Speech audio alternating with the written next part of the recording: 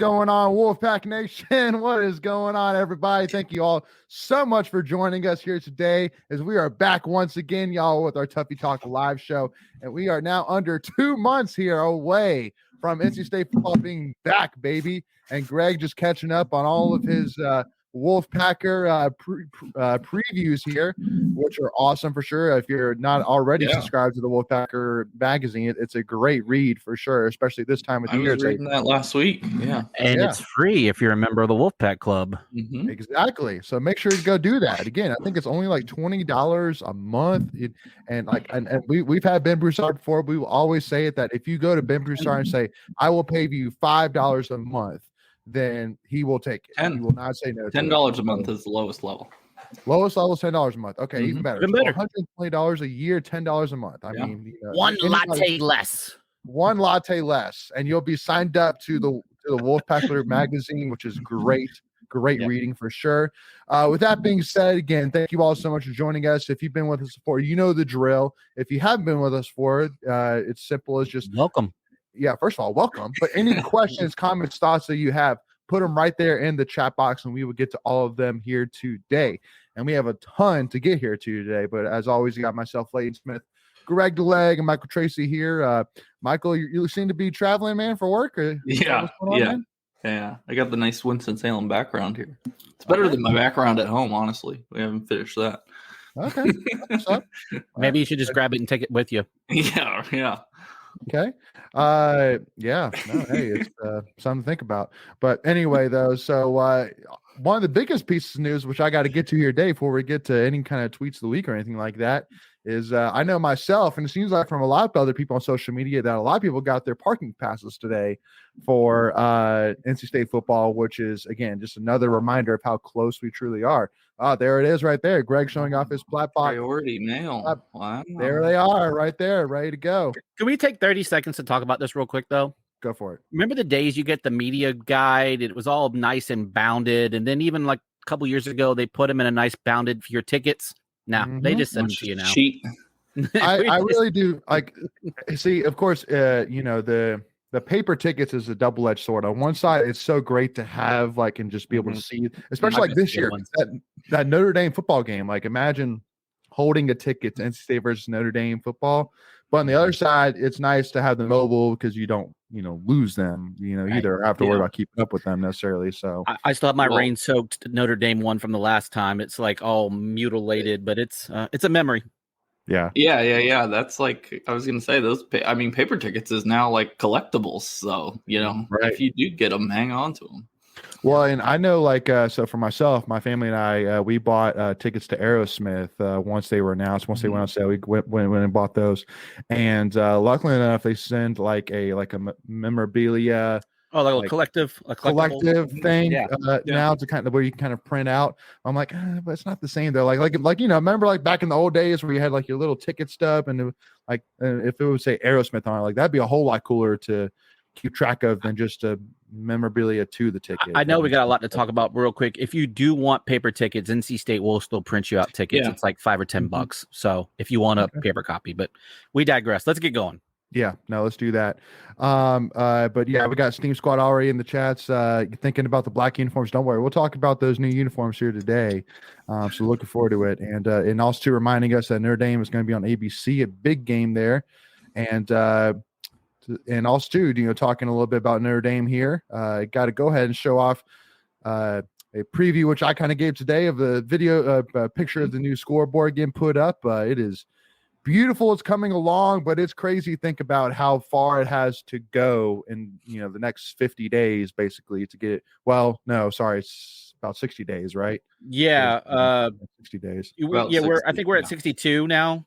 62 I think we were at 54 yesterday for away and 9 days on top of that. So so we should be like 61, 62 now. Yeah, I agreed. So, but what's kind of going on, if you haven't seen on Twitter, is that basically all the panels for the actual video screen itself is up and it is there. So you're seeing the full size of just the screen itself. But now what they're doing is they're actually putting the speakers in up top, which is awesome. So and they probably still have to enclose the sides there, I would imagine, with the Correct. So for those saying, well, it's not really that much bigger than what we had, was like, well, no, like the size of what you're seeing now is what the size was of the entire scoreboard that we used to have. But this is just a video screen, much less anything that's going on around it. Right. So the framework a little bigger. Yeah. Yep. So it's going to be good. Yeah. And Michael Taylor, yes, I still actually have. I went to Game 7 of 2006 Stanley Cup championships. I still have that ticket as well from that game. So shout out there. And glad to have Michelle back on the show as well. It's been a while, Michelle. Glad to have you back on here. Hope everybody's enjoying the July 4th holidays, by the way, too. Enjoying your summer vacations. But we are quickly counting that down, not to rush it here, but it is. So, but with that being said, though, we do want to go ahead and get some of the sad news out of the way, which we learned last week, the unfortunate news of the passing of NC State football legend Dick Sheridan, who was 81 years old, passed away last week. And our thoughts and prayers go out to the entire Sheridan family, and you'll be dearly missed for sure. An all-time legend in the NC State family. And, it was great to see him 2 years ago when he was able to come back to Carter Finley. And what an honor for him to give us his College Hall of Fame placard to hang, I'm sure, at the NC State Hall of Fame in Reynolds Coliseum. So I'm sure it's found a home there somewhere. But, it will be it will be sad not having Coach Sheridan with us any longer. The guy that brought us so many things, brought us out of a dark age, and also too one that introduced to us the most famous logo and in my biased opinion, the best logo in all of college football, the diamond logo. Man, it's so sick. Mm-hmm. So he will beat us for sure. Red or white? Which one do you like better? I like the white. I think the red. I love the red diamond better. Okay. And part of that's too, and I'll say this a little bit too, but still from my old college, my old equipment, football equipment student days, I still have a couple of the decals from the Notre Dame 2016 game, which I'm definitely now going to cherish even more. So definitely hold on to those. Real quick story about Coach Sheridan. I've been enjoying some of the stuff I've been reading on Facebook from former players and just kind of some of the tributes. And one of the cool stories that I saw, I couldn't tell you what year it was. I think they mentioned it, but the team had a vote to put the names of the players back on the back side of their jerseys. And they had, I guess the team council came up and presented it, had a nice presentation. And, the Coach Sheridan just basically said, guys, you've done a nice job here, a nice presentation. I like how you've come together as a team, but I run this ship and I say no name, and that's the vote that matters. So, he was very fair. Everything that I've read about his players just loved him, and just, like you said, he brought our program after the Bo Ryan years. We had a lot of coaches come in, not a lot, but several where we just couldn't find that solid footing, and he came in and instantaneously turned the program around to almost a perennial top 25, minus 1 year. Yeah, agreed. Michael, anything else to say about Coach before we move on here? Obviously that was before my time, but he, we still see his legacy reflected in the program. 100%. And Michelle points out that her aunt was actually Coach Sheridan's administrative assistant. So it's very cool there. Very cool. Yeah. So going to go ahead and I'll be honest that most of our content this week is around tweets of the week, just to kind of help us through these conversation pieces here, as we're going to talk about the football side first and then move on to the baseball side here. So let's go ahead and pull up this transition here and jump on over some tweets of the week. Here we go.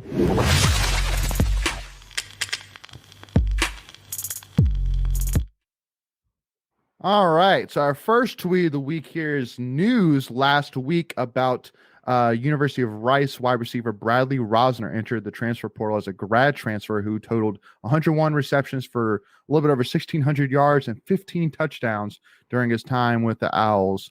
And I know that when this news popped out that there was a lot of NC State media members that jumped all over saying, interesting. And, looking at his tape, he reminds me a lot of a taller Hunter Renfrow. He's a guy that, has speed. He's a guy that can go up and get the ball.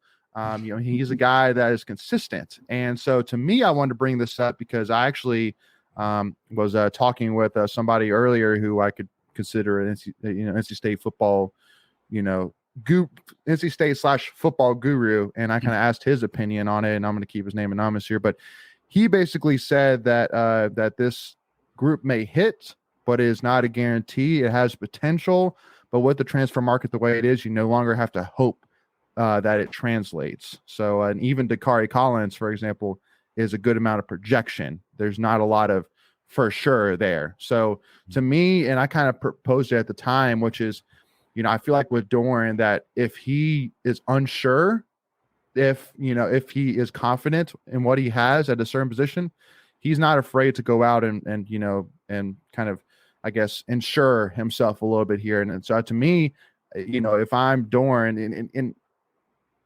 again, to me, it's just that because that's the biggest worry. I think that for all NC State fans, that's our biggest worry is the wide receiver positioning heading into next season. Yeah. I think, the general discussion around it is important, but I think specifically for this guy, I don't see us. Well, I'm sure we would love to have him, but I don't see us in contention for him. He's from Texas. He went to a Texas school, and he entered the portal so late. I'm guessing he already had a landing spot. But yeah, your overall point about getting wide receiver help is definitely one of the highest concerns on the team. Sure. Well, I mean, because too, I think that the other thing, even though I completely agree with you, is two things. First of all, this news came out middle of last week, and so if he did already have a spot in mind, then what's he waiting on? Just go ahead and announce and switch. Yeah. But also too, because I would say also too to his point of that, I mean, NC State has a lot, of potential for him playing time. He has a proven quarterback of Brandon Armstrong. I'm sure he's seen what Coach and I has done in his previous offenses. He's seen what our defense could do. Like he sees that he could be a piece. He can see that he's going to be a piece to this team if he decides to come to NC State. Greg, your thoughts? Yeah, I mean, there's definitely production there. It's a group of 5 program, so there's always the competition question about that. Yeah. The one thing I will say about our current receiver core is that there is a lot of potential there. You've heard names like Julian Gray and Terrell Timmons, and I mean, there's a bunch. I'm not going to sit here and name them all. Yeah. That has had so much potential, right? And you want to think, is it the system that they were in previously? Why they haven't shined? Was it the quarterback situation? Was it any multitude of things? So if to your guys' point earlier, if any of the coaching staff thought that they needed to go out and get help, they go out and get the help, right? And obviously they brought in Collins to address that. And maybe they just thought that they were just one piece away from, completing that room. Mm-hmm. I believe in it. I think, we've been hearing about these, kids that are 4-stars coming in. It's time for them now to step up. Mm-hmm. Yeah, absolutely. And, again, to me, the biggest piece of reminder, which I have to give once again, which I will give this reminder every single time, is that once again, we know, less than 5% of the information that is actually going on within the coaches' locker rooms, within practices, within meetings. We know mostly nothing. And so why I say that, and I'm not saying I'm saying all of us outside of the coaching staff and players, like we don't know much. And why I say that is once again, is that even though we may not feel very confident, maybe the coaching staff feels very confident. Maybe they have seen Keon Lindsay. Maybe they have seen Porter Rooks, these guys make drastic steps. Maybe they believe a lot more, because that's another thing too, is that we have a lot of guys, even too, like again, Trent Penix, Chris Tootle. We have young guys like Kevin Concepcion, Javonte Vereen, who's been really impressive. So we have a lot of names of guys that can be impact players. So it's not like we are, hungry for impact players, but, Rosner is a guy that is proven that, if the coaching staff says, even though Collins might be a little bit more of a long-term project, if they want to bring in a guy who, they can, trust, in his production from day one, then Rosner can be that piece if needed. But if we do not pick him, to me, that's not a reason to panic. To me, that's Doran saying, I'm good. I'm happy. Let's see how this thing goes. So now I do want to kind of ask you about Steam Squad's question here. Do you guys think the season is going to be better than last year, or is it going to be harder to win games? I think Steam needs to come back in about 2 or 3 weeks when we drop our preview. Yes. Now I will spoiler alert here, and I'm going to go ahead and say, and honestly, I know Ken's is not here with us, but I'm gonna be a little hesitant about having her on. Natty Champs, I'll do it for her. Natty Champs. Yeah, I know. I'm like Ken's. Is it really worth bringing you on to say that you think we're going to go 12-0? Like, but I love it. But I will say, spoiler alert, that probably nobody between Greg, myself, Michael, and Macon are going to predict us to go 11-1 this year. More than likely. Yeah, I would put a lot of money on that's not going to happen. But I think for me, last year we went 8-4, and it was like a kind of it should have been better, thing. 8-4 was like should have been better. If you go 8-4 this year, that's a great year. 8-4 this year, that's a great year. Mm-hmm. And I think, but now, do I think we could do better than 8-4? Absolutely. But to me, again, we'll talk more about it in the predictions, but just kind of answer your question. I would say it's kind of apples to oranges a little bit, just because of the expectations and also to the schedule as well. Yeah. I would say there's four quarterbacks last year. That's true. If we have to play 4 quarterbacks again this year, we are not winning. Yeah. Well, that's a great point. I think there's definitely more question marks just because we're rolling a lot of new people at new positions, and so there's just not that expectation or that tape on them to where you can say one way or another definitively, this is how I feel about it. Yeah, agreed. More on the offensive side. The defensive side, I don't think we're going to see a drop off. It's the offensive and special teams that I have the questions on. Agreed. Yeah. And Michelle, I mean, I wouldn't necessarily call last year a meh year. I would just call it just like, I mean, because again, there's a lot of really great things that you saw, obviously beating Wake Forest with the young MJ Morris was a great, upside. The comeback against VT was like, cool. That's great that we, can still find ways to win. That's great. And then the win against UNC with our 4th string quarterback and with like our 5th string nickelback. Like, we were so injury ridden. There was no reason we should have won that game, and we found a way to win. So 2 quick points. I think we're the only Power 5 team to win in one game with 4 different quarterbacks last year. And I think we are the only ACC team ever to win an ACC game with 4 different quarterbacks. I might need to be fact checked on that part, but that's pretty. That's again to go out and do that with guys that had limited reps all throughout the season, especially your last 2. So that's real quick. You had Jack Chambers that came in. It came in the summer. You had Ben Finley that was on scout team, and you had MJ Morris that was a true freshman that didn't show up until fall time too. Agreed. Yeah, it's impressive. Now, Steam Squad brings up how we should have beaten Boston College, Syracuse. I would 100% agree. Boston College, Syracuse. We just 2 games before that lost Devin Leary. Game before. Should we have beaten Syracuse? Oh yeah, the game before. So should we have beaten Syracuse? I don't. Had a better game plan. Better game plan, maybe. I think we've been in it, but it was just Syracuse was clicking at that point. So all right. So now let's move on here to our next tweet of the week here. News about Trent Mitchell coming in, 3-star offensive tackle, has decided to run with the pack. Got to give a huge shout out to Coach 2J, as this is his first commit in the red and white, and I'm sure it won't not be his last. To me, again, it's just kind of a clicking along here. I know that there's been, again, that's been the main focus for the last few weeks has been recruiting. I know, like, for example, Terrell Anderson, is a guy that I think for me is a must get. I think that, there's a lot of talks about, Jonathan Paylor and Alex Taylor and those guys. But to me, I think that with where we are with Terrell Anderson, we feel very strong with him. And the fact that now he is a top 100 recruit in the country, number 12 wide receiver in the country per on 3. I mean, I feel like we got to land him, because we need more help at, wide receiver in future classes. And also, I think that Terrell Anderson will be kind of maybe kind of that first pebble, to, really help build our momentum down the hill as well. Greg, Michael, any thoughts on that? Yeah, I saw a nice tweet that showed the last 2 recruiting classes of offensive linemen, and I think just about all of them, but maybe one was over 300 pounds.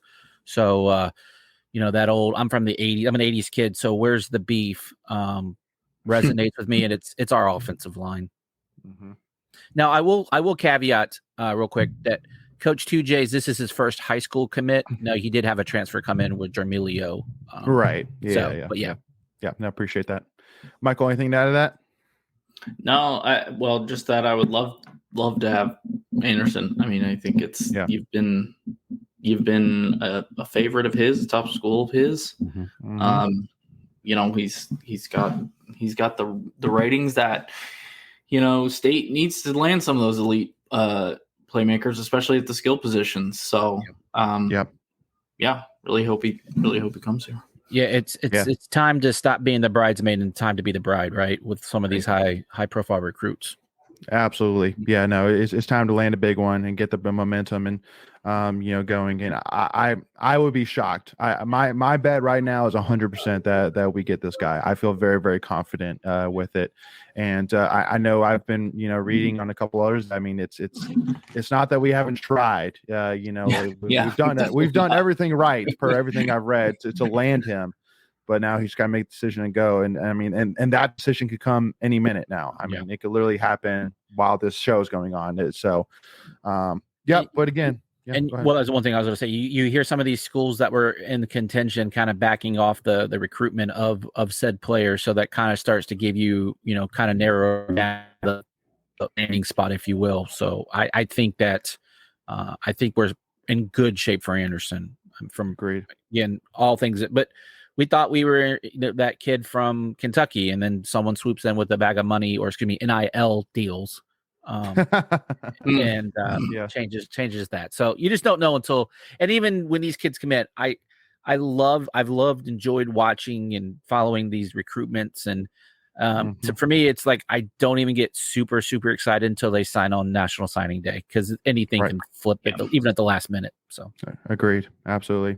Do you think we should consider some hate on Devin Leary for leaving? No, I mean, again, that's old news here, but I mean, not our style.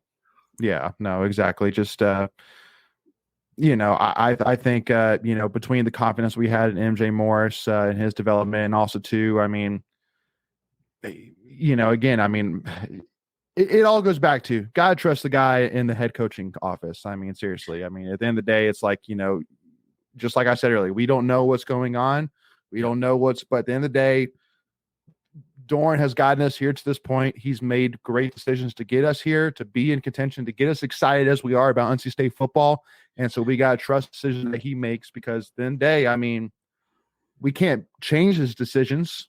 So, all we can do is just trust him until it comes a point where we decide for him to move on, which, shocker here, is not going to happen anytime soon. So, no hate on Larry whatsoever. All good, and best of luck to him at Kentucky. So, all right. So now let's get on to the fun stuff here, as we got announcement of new unis, baby, here in his house. And first of all, I mean, the biggest thing, which is definitely a big change for me, is definitely getting rid of the claw marks. Like, to me, I feel like this is kind of like the iPhone a little bit, where phones just got bigger, and then it just got really small, and then it's getting bigger. And so to me, it's like, we went from last year with the black uniforms, how there was all of this, detail to it. There was this chrome, the shininess, these lines, like this brick, decal. And now they just said, forget that. We're going to go on the opposite side of the spectrum. We're going to go really, really basic, really, really clean. And, still with a few details, but just very, very just NC State focused. And I like it. It's a nice change.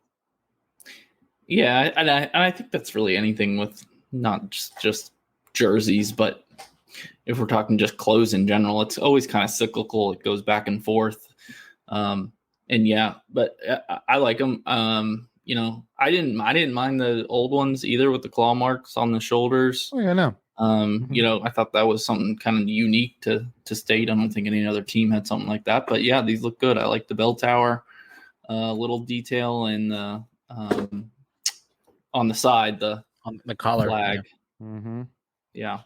Yeah. Oh yeah, the watermark type The watermark. Whatever they're calling. Correct. Yeah, on the side. Yeah, no, I didn't. I couldn't fit that into this this PowerPoint here. But yeah, no, the NC logo, the NC flag logo on the side is really cool. And I'm sure there'll be some alternates too, at least maybe one or two, but they'll probably save those for the week of the game and release a video for those. And yeah, well, and especially because again, keep in mind this is the first set of uniforms since we signed the new contract with Adidas. Mm-hmm. So I would assume that this is kind of part of the okay, we're back in again. So yeah, we're going to give you guys brand new home and away uniforms, and on top of it too, we're going to give you an alternate uni down the road as well. Mm-hmm. Now again, I mean, me being a former football equipment manager, I still have contacts, but I mean, I'm not even going to try because I guarantee they're probably not going to tell me anything. But the one thing which I will bet on is that there, especially since we didn't have a new alternate uniform last year, we will have a new one this year, especially because there's so many big home games too. Like imagine, if there's going to be a year to have an alternate uniform, it's going to be before one of these huge home games we have this season. Go ahead, I think Michael. we'll have at least one. Yeah. Oh yeah. No, I don't think we can have more than one, but I think we'll have one for sure. So, Greg, anything to add? No, I was just thinking, I think last year was like the first year in a long time, minus the COVID year, that we didn't have an alternate uniform. It was because the contract negotiations went so late. That's why it didn't happen. Yeah. No, that makes sense. Consider the black an alternate uniform too. So yeah. Oh yeah. I see what you're saying. I guess. To me, that's part of the rotation, but I hear what you're saying. Now, the one thing which I do want to ask, and it's funny, my wife kind of brought this up about how there's a lot of NC State alumni or fans that are always saying, "Why are we wearing black? We're the red and white from State." Oh gosh, we're gonna go there. So to me, so to me, when my wife saw this, she was like, "Oh, well, this is what those fans were calling for. Perfect. Finally, just all red and white." So I mean, let us know in the comments if you think we should only be wearing red and white. I'm curious your thoughts here. So that's an opinion usually held for someone over 40 years old. Well, I'll say it. I mean, well, because the biggest thing which I'll say is, once again, the uniforms, the music, the environment it should be 80% for the players and the recruits. Yeah. And then the rest of it is for us. Like at the end of the day, like the hype and everything about it is to get recruits excited. It's about to getting the players hyped. It's about to get them loving the environment and winning football games. Like at the end of the day, I don't care what music. I don't care if they play Wagon Wheel until literally the album falls off of the CD player, as long as we're winning football games. Yeah, no, what's a CD player? But I don't care. As long as we're winning games. I don't care if they come out in the original NC State colors of pink and blue. Like if we're winning games, I honestly do not care. Like let that for someone else to talk about. The one thing I will say about uniforms and all of that, and when you're not a traditional program like a Penn State, Alabama, there's only probably a handful of schools that don't do gimmicky uniforms, right? There's just a handful. The other part why you do that is to sell jerseys, to sell merch, right? Which raises funds for your university. That's the reason why you come up with all these alternate logos and uniforms and so on and so forth. It's to sell gear. I mean, that's what it's about. It's recruits and selling gear. That's the two reasons why they do it. Yeah. Now, Greg, there's a lot of people in the comments, making it clear that there are some people over 40 that do like black uniforms, right? Okay. I guarantee you, exactly right, Michelle. You're the outliers. I cannot tell you how many times I'm on different NC State Facebook groups, and it's people over 40 that complain about the uniforms. Like it never fails. Yeah. Like I can go to a straw poll. But again, not everybody over 40. Not everybody. But if there's somebody complaining, it's typically more of the kind of the old school traditional fans. But again, that's just going by numbers. Yeah, no. But again, so Cameron, love that you love the uniforms. I love appreciate that. Yes. Michelle's mom, we appreciate that you love black uniforms. Absolutely. Again, I'm not saying everyone over 40, but I'm telling you, if you're going to have a negative opinion on the uniform, complaining about it, correct, they are going to be typically over 40. I promise you. Yeah. No, thanks, Michelle. Thank you, Greg. Thank you, Winston, Cameron. Y'all are awesome. So So with that being said, let's jump on over here. I'm not scared to take the negative approach. I'll be the hated guy on the podcast. That's fine. So now moving on to one of my tweets of the week that I pulled out, and this was put together, and I'm ashamed I should Drew Johnson. Drew Johnson, yes, Yep. no, thank you. Yep. I was like, dang, I should have clipped this out, guys. Yeah. I got to give a shout out to Drew Johnson for putting this together.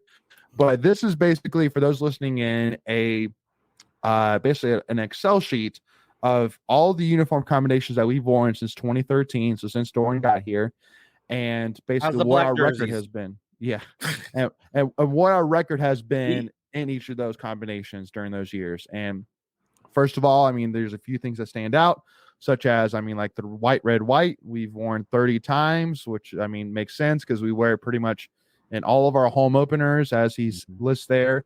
And we'll wear it from time to time during the season as well, which makes sense. We're 22-8 in it, so that's great. Yeah. But the biggest thing which stood out to me, because the biggest, the most common theme that, most 99% of fans have said, please bring this back, is please bring back the all red uniforms.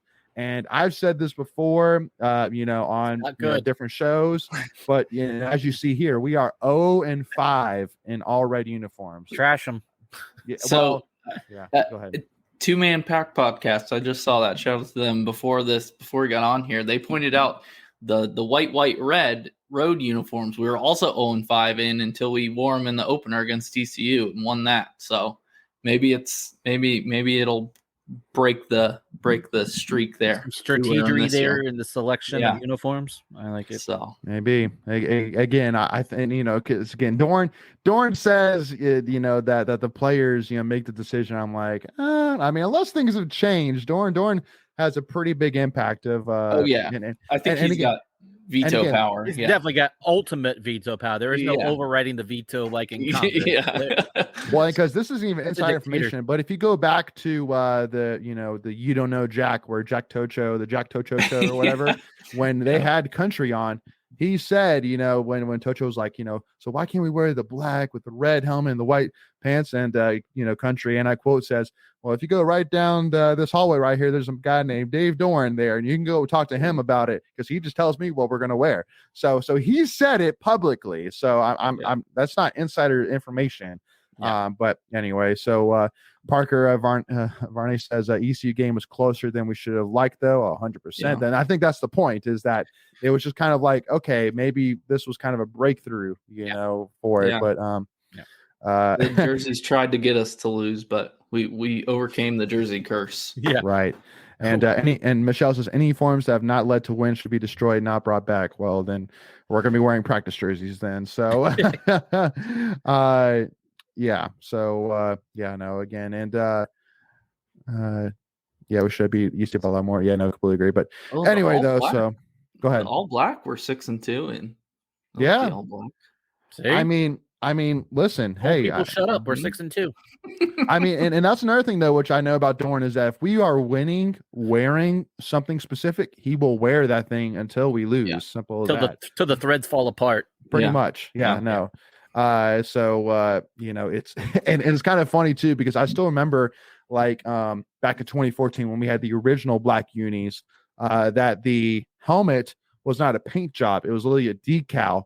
So I remember Country when they came out with it and they were interviewing him about the uniform, he was saying that you can only wear that helmet like 1 or 2 times before basically the helmet is useless, just because the decal is taken apart and then it's destroyed. So to me, I still laugh about it to this day. Like, man, like what if he just wore that black uni and said, I don't care if there's literally it's literally just has a little piece of that decal left over. We are wearing it until we lose. Like, I still think about that.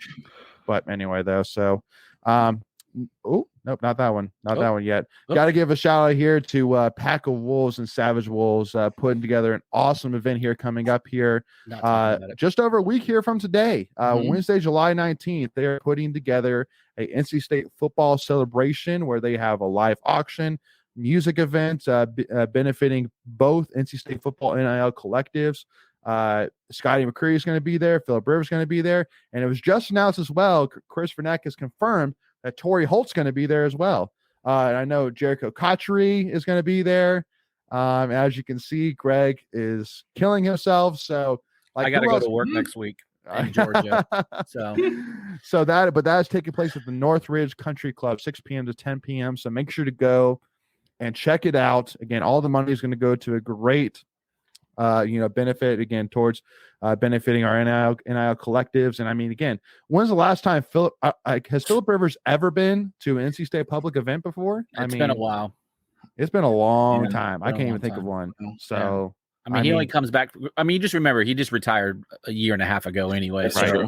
He's, having NFL obligations. But sure. Also something I saw some of the players are dropping some tweets. They're going to have raffle tickets that you can buy for $20. Mm-hmm. And there's a bunch of experiences out there. You can go through Twitter and find a bunch of that. I'm sure you could just. So that's separate too. You don't have to be correct.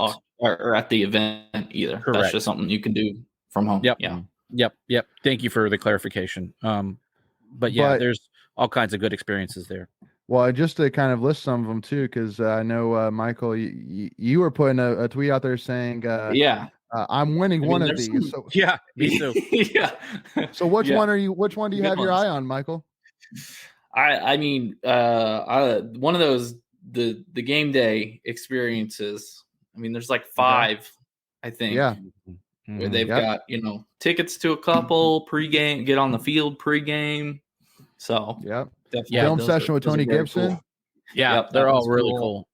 Lunch with the quarterbacks, I think, is one of them. So and Peyton Wilson and Tom Lavolsi. Wow. Yeah. A couple years ago, I won an auction. Like I felt like I stole the auction.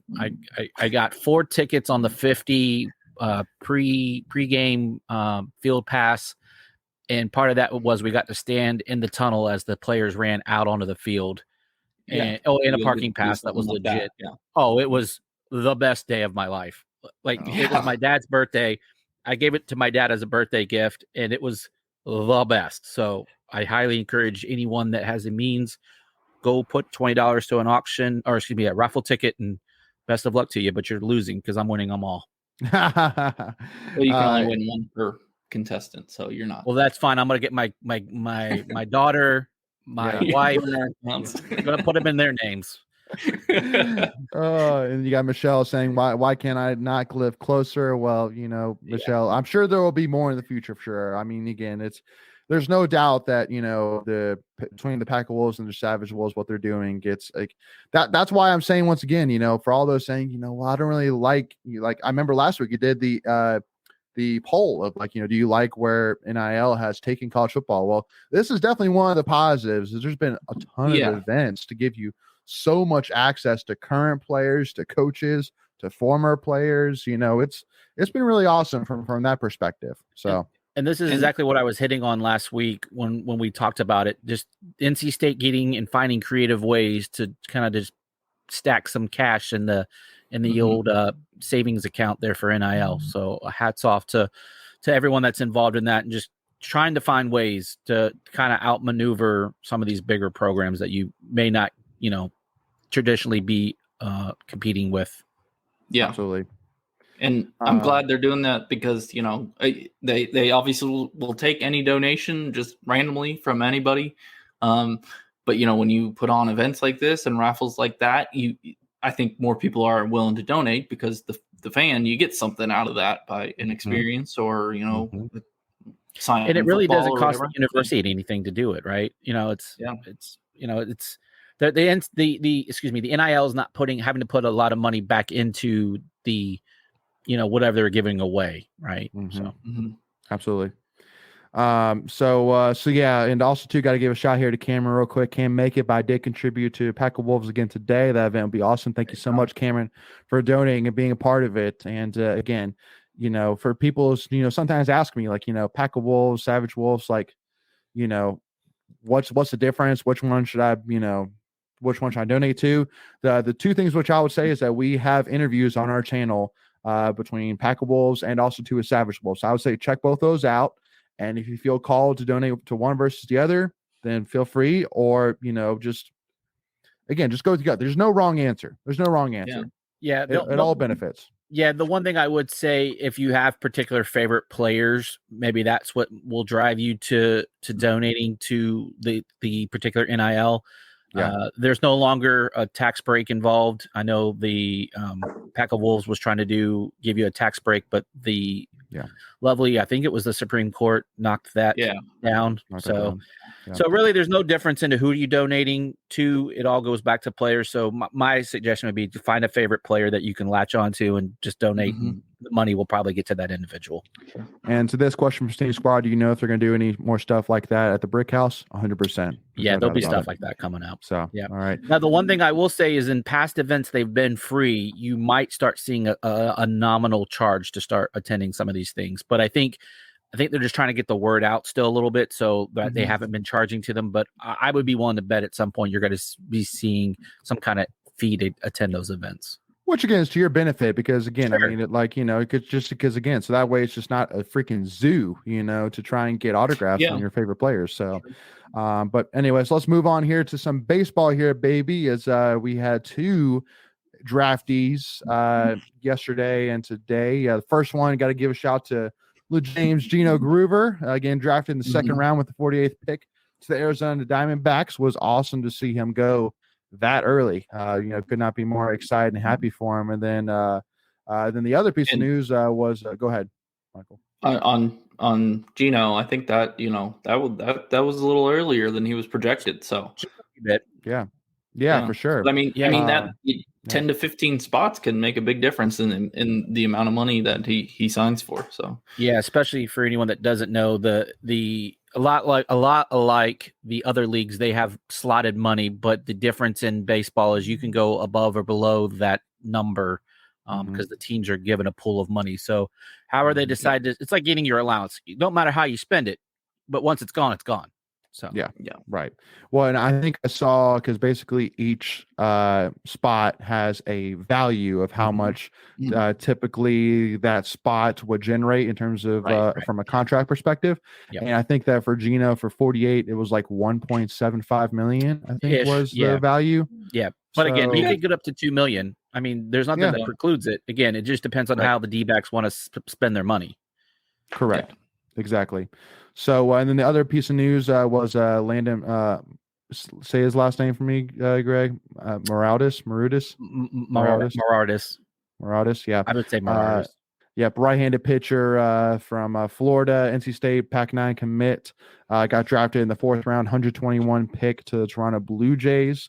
And for me, I would say it's more than likely he's going to go. I mean, typically, it's almost it's very unusual if a player, a high schooler, gets drafted in the first 5 rounds and decides to forego MLB and go to college.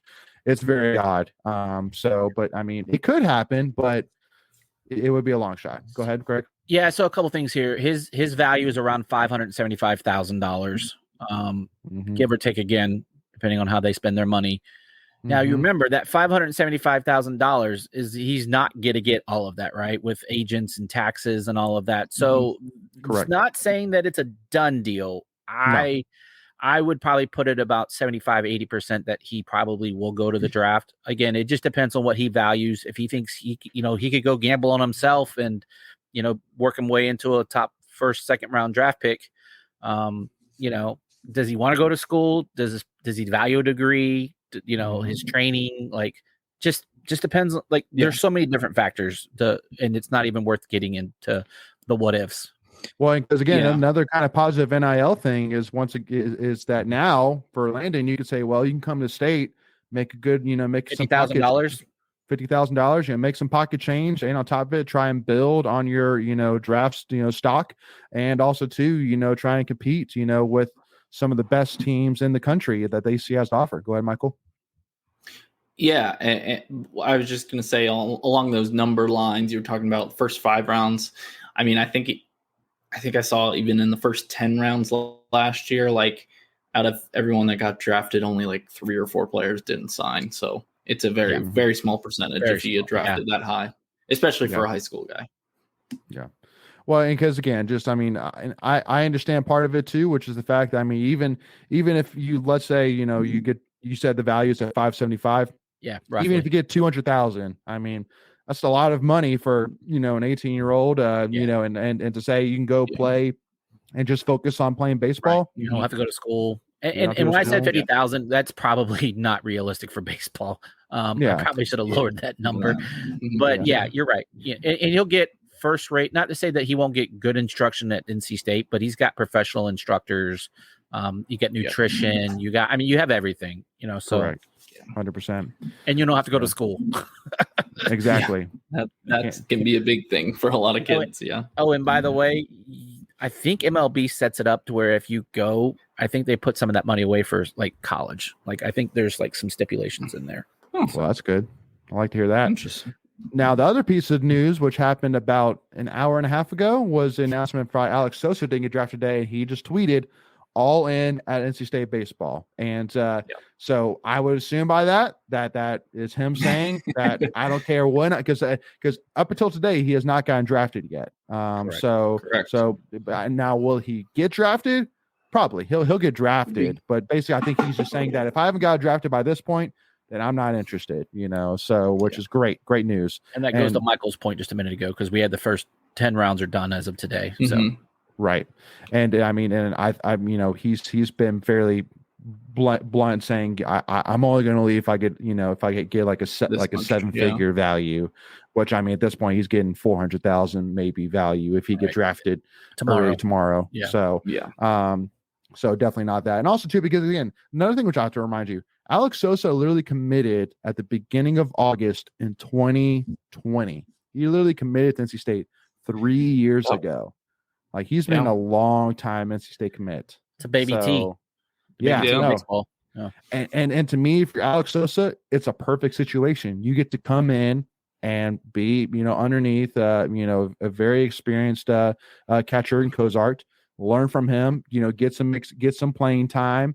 Maybe DH some, and then your second year, it's your job. Like there's no question about it. It's your job. Yeah. He can also play second and third, so there's potential there. He could get some looks at depending on again how everything shakes out.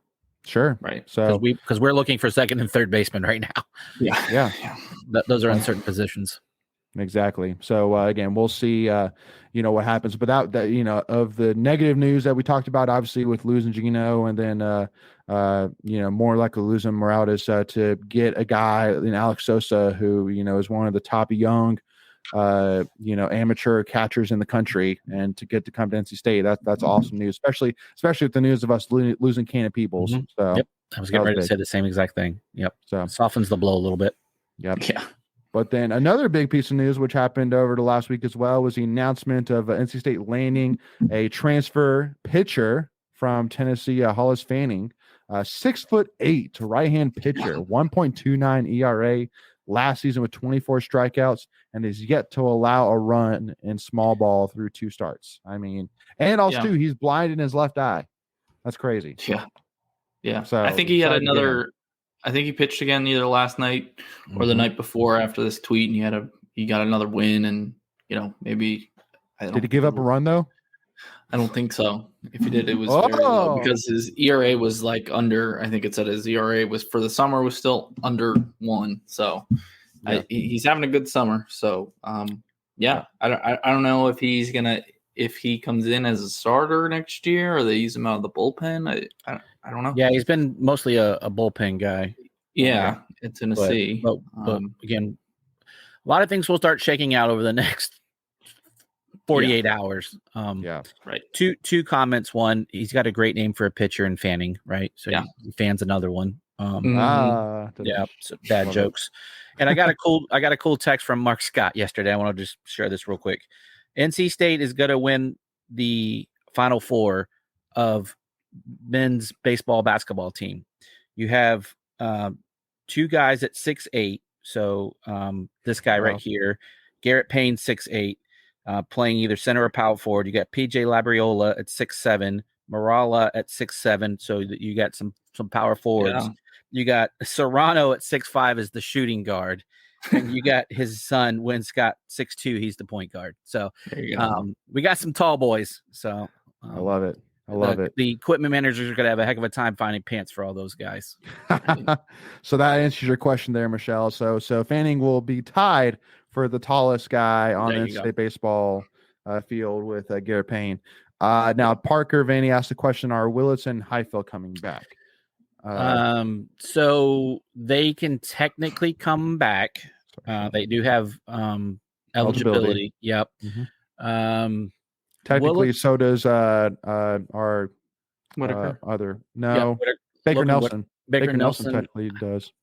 That one I'm not so sure about. I've seen both. Now, without giving too much away, I don't want to say which one is which, but one probably will be back, the other won't. And I'll let you guys talk about that. I don't want to.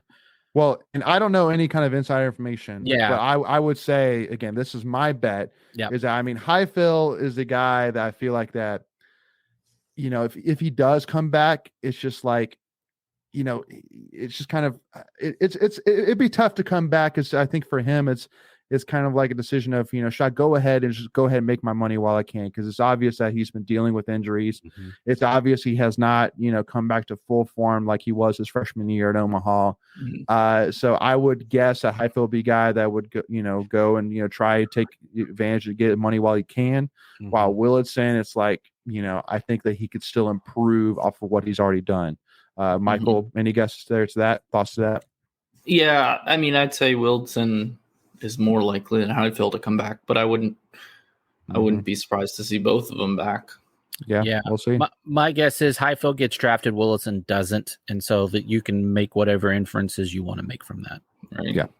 So now moving on here to another big piece of news. Got to give a quick shout out real quick to Dominic Fritton, who got now to his fourth freshman, first team All-American. So again, it's exciting. I mean, we're talking about pitching here between Fanning and possibly having Willitson and Highfield or Highfield back. Well, now you're having, you know, Dom Fritton as well coming back for next season. Like, I mean, we got to keep building on this for sure. Got to keep building, but, you know, got to shake the trees a little bit more. But it's exciting to hear about some of the names, which will be included in next year's team. Yeah, real quick. My assumption is he moves back into the starting rotation, and then you fill some stuff out on the back end. So he better be in the starting lineup, dude. Heck yeah, yeah, heck yeah. All right, so now moving on now to some basketball, baby. Got to give you huge shout outs. We have two NC State Pac pros who are absolutely killing it so far, making a lot of noise in the summer league between Darian Sebron and Big T. Not saying, first of all, that Jarkel Joyner is not doing well, but just he has not made as much national impact as Sebron and Big T has. And it's funny because I think I saw a tweet that said this, and I did not get this confirmation, but did Philadelphia have a draft? Did they have a draft pick to use this past year? I don't think so. It didn't sound like it. And I didn't think so either, because it sounded like to me that basically from all that I was reading that the Sixers had their eyes on T the whole time, but just assuming that that's correct, they didn't have a draft pick to use, then they just couldn't even go get him. So, I mean, from all I've heard, the Sixers were thrilled to get Big T. So I wouldn't be surprised if that was the case, because, I mean, like, the announcement that he signed with the Sixers came like 30 minutes after the draft was over. So, and especially, you know, with the news that James Harden, you know, is more likely not coming back to the Sixers, so they're going to lose that 3-point, you know, guy there. I mean, Big T has been the guy shooting threes for the Sixers summer league team, and I mean, he's been shooting it well, and he's been going to the basket, making plays. He's been getting boards, throwing the ball around. So I think it's a total easy assumption that he's going to, you know, have a good shot at making the roster. So playing right now. Yeah. So you're gonna say, Greg? Well, I was actually looking at this photo. He just looks thicker. He does. You know, again, I don't know. He just didn't look that big last year, so maybe he's put on some bulk.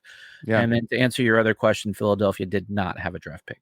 Perfect. Right. Yeah. So that proves the point right there. 100%. Now I got to give a shout as well to Darian Sebron as well, man. 25 points, 8 of 11 from the field, 7 rebounds and 3 assists in his game yesterday. I mean, man, I think he flirted with being on the Pelicans roster some last season, and I think is it finally time to give him a permanent spot for this next season? Maybe. I think he's going to get a long look. That's for sure. Yeah, absolutely. So, Sixers are playing again tonight. It's halftime. Terquavion is 5 of 10, 3 of 6 from 3 with 14 points, 5 rebounds, and 1 assist in the first half.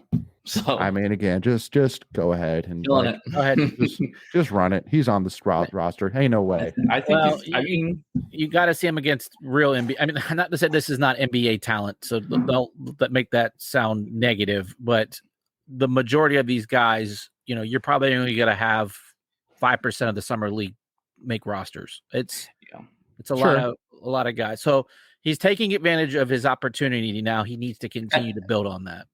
At the same time, we were just talking about Sixers didn't have a draft pick, so it's not like they've picked anybody higher than him. He's technically like their highest pickup this offseason. So. Yep. No, that's a fair point too. So and again, just like just think about how many 3-pointers James Harden shot last year, and I mean, and so wait, hold on, he just shot another one. And so again, I mean, you're looking at Big T, and he's literally the only guy who shoots like double-digit 3-point attempts every single night, and you're saying, like, it can't be this obvious, right? It can't be this obvious.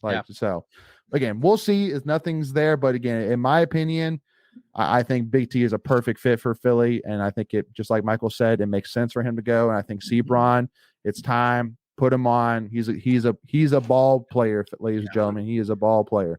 One last thing about T, he's always been the type of player that he's kind of like had the chips, I won't say stacked against him, but he's always been the one that's been considered the other guy, right? Like he's always been the afterthought, and he's always had that chip on his shoulder. So he's out to prove the quote unquote haters wrong. So I think, he'll do what he wants to do, and I have no doubt that he has the ability to make a roster.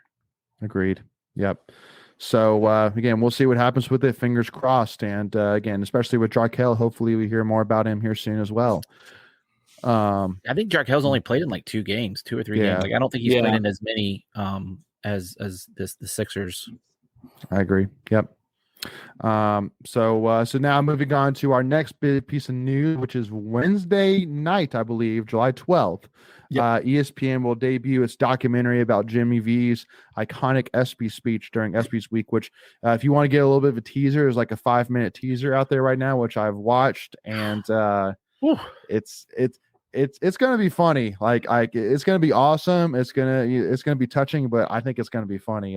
From what I've seen already about how the guy was in the back, and how all the ESPN people in the back said that when Jimmy V called out the red light flashing at him, how it made the entire room just burst out laughing, and I'm like, oh, I love that. That's great. That's great. Even the people in the back who typically are like, hey, we're on a schedule here. Even they were like, that Jimmy V, what a character, what an awesome response. I love it.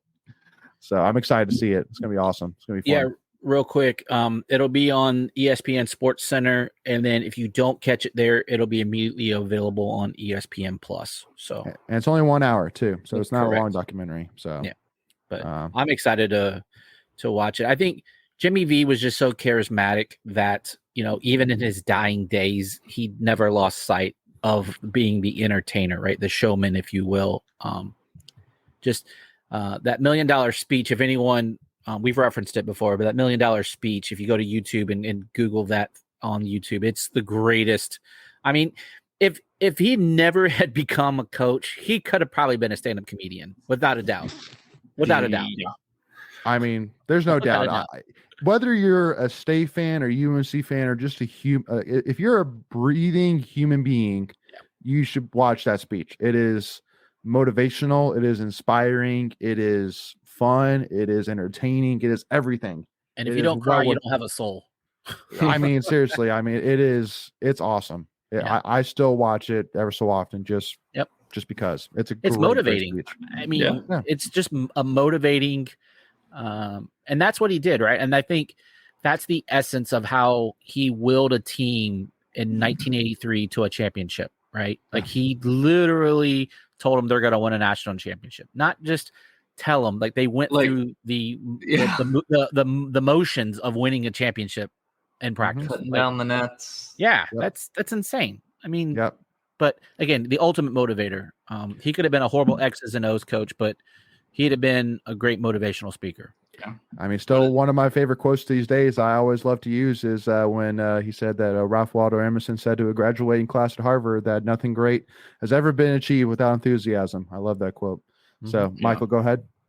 Well, I was just going back to like saying that, there's a thin line between genius and crazy, and it's sometimes blurred there. And I think you need a little bit of both, right? Sure. No doubt. Yeah. And so again, make sure Wednesday night, July 12th on ESPN Sports Center. Make sure to check it out. It's gonna be a great one. And Michelle says all about it here. Easy nothing. That was one of the best speeches ever given. Could not agree more. Yeah. So I mean, it's referenced. I mean, it's even for non-sports people. It's like I feel like it's one of those speeches. If you're not a sports fan, you've probably still heard of that speech. Well, and the funny thing, heard of Jim Valvano for sure. For sure. Yeah. Right. And see, that's one of the things which I feel like to me makes me so proud to be a State fan is between Jimmy V and Kay Yao, you have two of the most amazing people on planet that have ever been on planet Earth, but also two people that are universally known, for what not only what they did on the court, but also to what they did off the court and the impact they've made beyond their life. With the Kay Yao Foundation, the Jimmy V Foundation. It makes you so proud again to wear the NC State colors, man, knowing that both these people loved NC State and fought for NC State and brought a lot to NC State on the court and off the court as well. Yep. A lot of positive attention. 100%.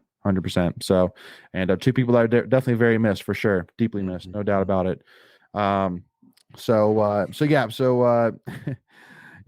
do one other last thing, which I want to point out too, which is kind of funny is that, for those that have watched the $1 Million Roundtable, Jimmy V has talked about his first speech, to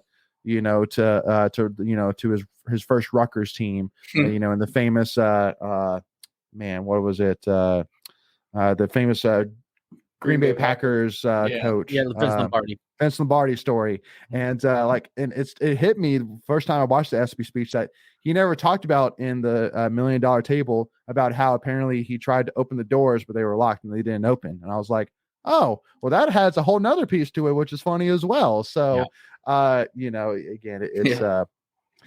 it's awesome story. So again, make sure July 12th, Jimmy V, looking forward to it. It should be fun. Yep. Now, next one and our last tweet of the week here, which we'll spend a couple minutes on here to kind of wrap up this show here, is talking about the GOAT herself. Katelyn Tuohy, ladies and gentlemen, ACC Female Athlete of the Year for 2022/2023. And that graphic on the right, I put together to me, it's good. I like it. It's a real picture, right? It's not a graphic. Yeah, it's a goat looking in a mirror and seeing a reflection of Katelyn Tuohy. I mean, I think that's 100% a real thing. And I mean, to me, I think a lot of people, when I put out the tweet saying that, to me, it's without a doubt Katelyn Tuohy is the best student athlete to ever put on the NC State uniform ever, period, no matter what sport. That the first person that people say is, well, David Thompson. And I would agree. I mean, there's definitely a conversation for it. No doubt about it. David Thompson is in that conversation easily. No question about it. Yeah. But I think the biggest thing, which I would say back to it, is I think that if track had the publicity, had the focus and the attention that basketball does, and the money that basketball does, like Katelyn Tuohy would be talked about as kind of like a Heisman Trophy, like a 2-time Heisman Trophy winner, basically. Yeah. And there's only been one person in the history of football that's won the Heisman Trophy twice. And Katelyn Tuohy is in that is kind of that equivalent in the track world. And because also too, another thing which I would add to as well is that we're not talking about a sport where there's only like 40 or 50 teams that compete in it. Like everybody has a track and field team. Well, not everybody, but most. But a lot of them. Well, you know what I mean, Greg. Yeah. I'm not saying it literally. Sorry. Anyway, so sorry. But because it doesn't cost a lot of money to have. I mean, all you need is a track, and I mean, everybody, sorry, not everybody. 99% of universities out there have a track. You need some shoes. And you need some shoes. That's all you need. And Katelyn Tuohy, for the last 2.5 years, has been hands down the best women's athlete out there to do it. Simple as that. Yeah. And so, I mean, just to kind of talk about it here a little bit. So David Thompson, while he was at State, and because I think that another thing which kind of held him back too is the fact that David Thompson couldn't compete in the 73 for a national championship. Right. And as a freshman, he wasn't eligible to play on the varsity school or squad. And I think that if those two things happened, that David Thompson would still be easily, not even a question, the best. But I think that kind of holds him back. But still, a 3-time consensus first team All-American, 3-time ACC Player of the Year, 3-time first team All-ACC, 1974 national champion, and NCAA Final Four most outstanding player, and National College Player of the Year 1975. So I mean, again, that's a heck of a resume. Just talking about what he did in college. Just talking about college. Yep. But now with Katelyn Tuohy, just kind of go over some of her, most biggest achievements. 5,000 meter 2022 national champion, 5,000 meter 2023 national champion, 3,000 meter 2023 national champion, 6-kilometer cross country 2022 national champion, 1,500 meter indoor NCAA record holder, mile indoor NCAA record holder, 3,000 meter indoor NCAA record holder, 3,000 meter indoor under 20 record holder, and then 5,000 meter outdoor NCAA record holder. So, like to have 5 NCAA records in her name. Yeah. Like that's pretty crazy. And 3 track national championships and 1 outdoor national championship and 2 team national championships. Like that's the thing. It's just, man, like that, like they're both incredibly impressive, but to me, it's there's also less, in basketball, there's not like individual competitions like there is in track. So it is a little different there, but I mean, like they're both, 1 and 2. Yeah. I know you gave us an exercise to try to come up with someone better. And I literally went through because I was like, all right, well, how do you find someone better? And so the first place I went was the NC State Sports Hall of Fame, or NC State Hall of Fame, not North Carolina State of Hall of Fame. But right. And I literally clicked on every athlete on there because there's some coaches and, contributors and so on and so forth. I came across 3, and 2 of them were track and field people, both cross country. So the one common denominator is NC State is established as a dominant powerhouse in cross country, especially on the female side of the house. So I came across, and I'm not going to bore you with all the stats. So if anyone out there wants to go check them out, it's definitely on gopack.com. But Betty Springs Geiger is one. Her accomplishments were insane. And then Julie Shea Sutton is the other cross country. Now, I'll give you 2 names that we've never talked about, but they're very fascinating and for different reasons. One, Stan Crockerton, the great Stan Crockerton. Does anyone know what sport Stan Crockerton played in, by the way? He played in lacrosse. We had a lacrosse team that was very good in the late 70s. And he was the career, he's from Canada.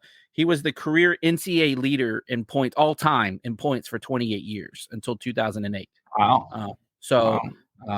Again, and he led us to our only championship appearance in lacrosse. We didn't win, but we made an appearance.